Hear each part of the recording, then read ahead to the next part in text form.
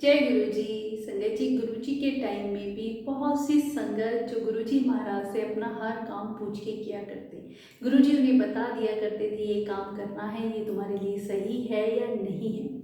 पर संगत जी, अब जब गुरु जी फिजिकल फॉर्म में नहीं है तो नई संगत जुड़ती है, उनके मन में यही सवाल आता है कि अब हम गुरु जी से कैसे पूछें कि गुरु जी हमारे लिए क्या सही है क्या नहीं। पर संगत जी, इससे पहले मैं आपको एक बहुत ही प्यारा सा सत्संग शेयर करूंगी कि कैसे गुरु जी की महाराज की अगर हम आज्ञा का पालन नहीं करते हैं तो हमारे साथ क्या होता है। एक अंकल गुरु जी के दरबार में गए और उन्होंने कहा कि गुरु जी मुझे नई कार लेनी है, तो आप बता दीजिए कौन सी कंपनी की खरीदूं और कौन सी कार मैं लूं। गुरु जी ने इवन कलर तक भी बता दिया कि इस कंपनी की कार ले लो और इस कलर में ले लो, तुम्हारे लिए फलदायी होगी। अब अंकल जाके शोरूम में कार खरीदने जाते हैं तो जो गुरु जी ने कंपनी बताई, जो कार बताई, वो खरीद तो लेते हैं, पर कलर पे वो आके अटक जाते हैं और अपनी मनमानी कर लेते हैं। जो गुरुजी ने कलर बताया वो नहीं लेते हैं और अपनी मर्जी से अपनी पसंद का कलर खरीद लेते हैं। अब संगत जी, जैसे ही खरीद के शोरूम से बाहर निकलते हैं तभी कार की टक्कर हो जाती है।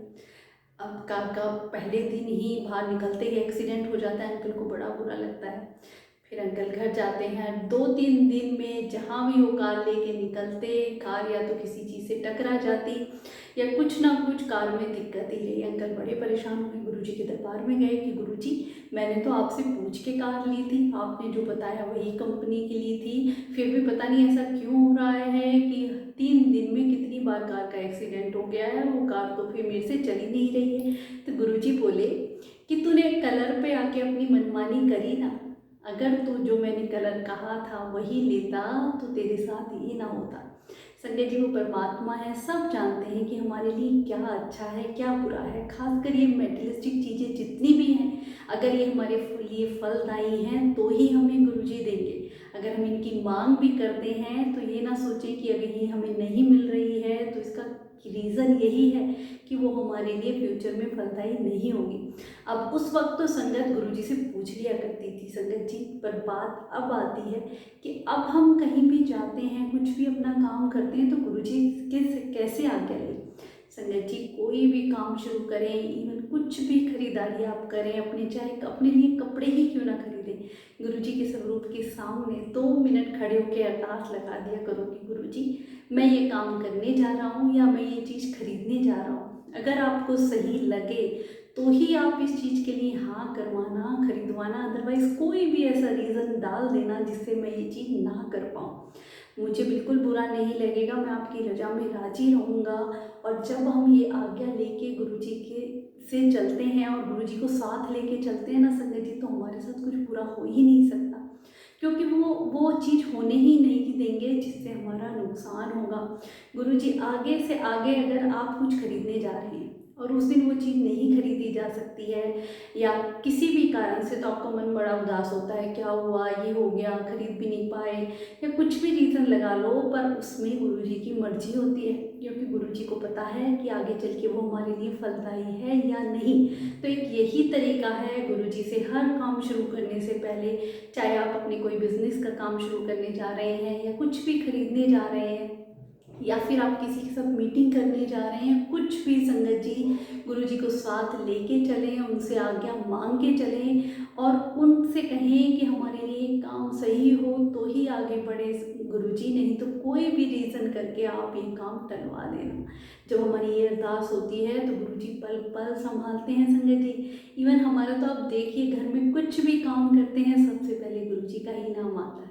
खाना बनाते वक्त भी गुरु जी का ही हम ध्यान लगाएं, मंत्र जाप करते हुए, गुरुवाणी सुनते हुए अगर हम खाना बनाते हैं तो वो खाना भी अमृत बन जाता है।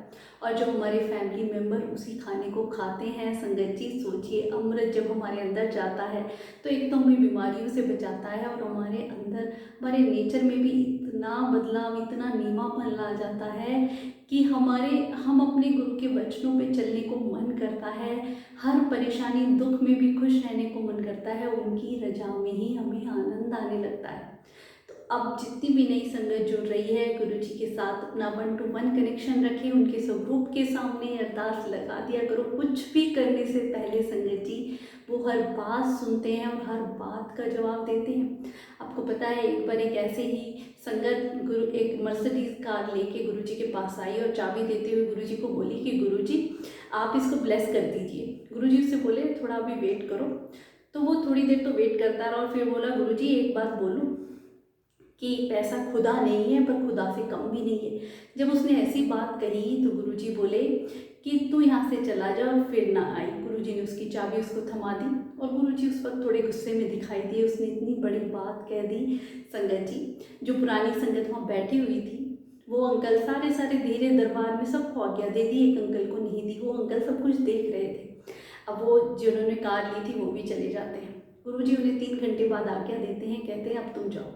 तो अंकल बाहर निकलते हैं और मंदिर से कुछ दूरी पे ही चलते हैं, 1-1.5 किलोमीटर। तो क्या देखते हैं, वो अंकल जो मर्सिडीज कार में आए थे, वो कार बंद पड़ी है और वो अंकल बाहर खड़े हुए हैं, इधर उधर कॉल कर रहे हैं। तो उन्होंने जाके पूछा अंकल क्या हुआ? तो कहते हैं पता नहीं क्या हुआ है, ये कार इतनी देर से बंद पड़ी है, घर वालों को फ़ोन कर रहा हूँ तो कोई फ़ोन नहीं उठा रहा है, नई कार में अचानक से क्या दिक्कत आ रही है तो चल ही नहीं रही। अंकल सोचते हैं कि खुदा पैसा कम नहीं है, खुदा से देखा ना आपकी इतनी बड़ी इतनी महंगी कार को भी डब्बा बना दिया। तो संगत जी, जब तक भगवान की ब्लेसिंग हमारे पास नहीं है, चाहे हम कितनी भी ये मानवीय दिखावे या पैसे वाली चीज़ें इकट्ठी कर लें, हमारे किसी भी काम की नहीं है। भगवान की ब्लेसिंग सबसे बढ़ के है। अगर गुरु जी का आशीर्वाद है और आशीर्वाद के साथ ही हम कुछ खरीदते हैं तो ही हमारे लिए फलदायी होता है।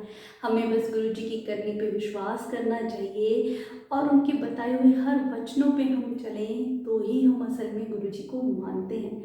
तो उस प्रभु का हमें अनंतम शुक्राना करना चाहिए और उनके चरणों में यही अरदास लगानी चाहिए कि गुरु जी जो हम चाहते हैं आप हमें वो मत देना, जो आपको अच्छा लगे आप हमारे लिए वो करना।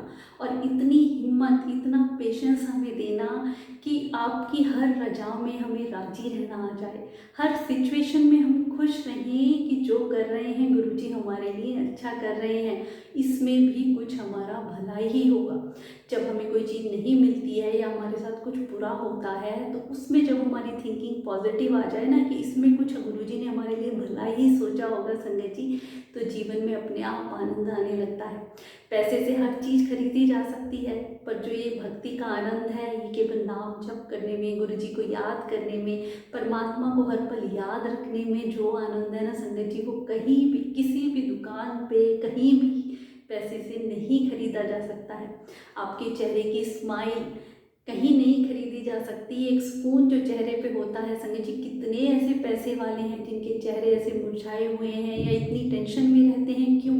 क्योंकि नाम जप और भक्ति उनके पास नहीं है। सबसे बड़ी कमाई यही है संगत जी, जब प्रभु को हम हर पल याद रखते हैं और अपने जीवन की भागदौड़ उनको सौंप देते हैं ना तो वो हर पल संभालते हैं।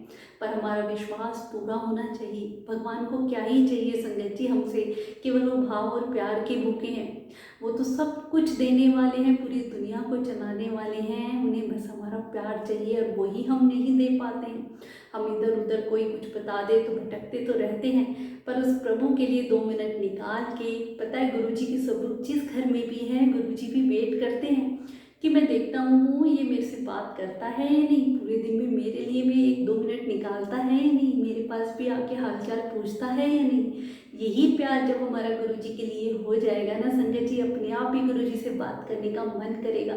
और केवल गुरुजी को पाने का एक ही तरीका है, मैं अपनी हर वीडियो में बार बार बताती हूँ कि गुरुजी क्या करते, तुम मेरे याद करो मैं तुम्हारे काम करांगा। तो बस प्रभु को याद करना है संगत जी, हर पल याद रखें, गुरु जी के पुराने सत्संग सुने, गुरुवाणी सुने, मंत्र जाप सुने, अपने आप गुरु जी के साथ ऐसा कनेक्शन बन जाएगा ना कि वो डोर जो है गुरु जी से हमारी बन जाएगी ना, वो संगत जी इतनी पक्की होती चली जाती है कि इस प्रभु के बिना फिर हम रह नहीं सकते हैं। अनंतम शुक्राना गुरु जी, ऐसे ही अपने चरणों में हमें बिठाए रखना।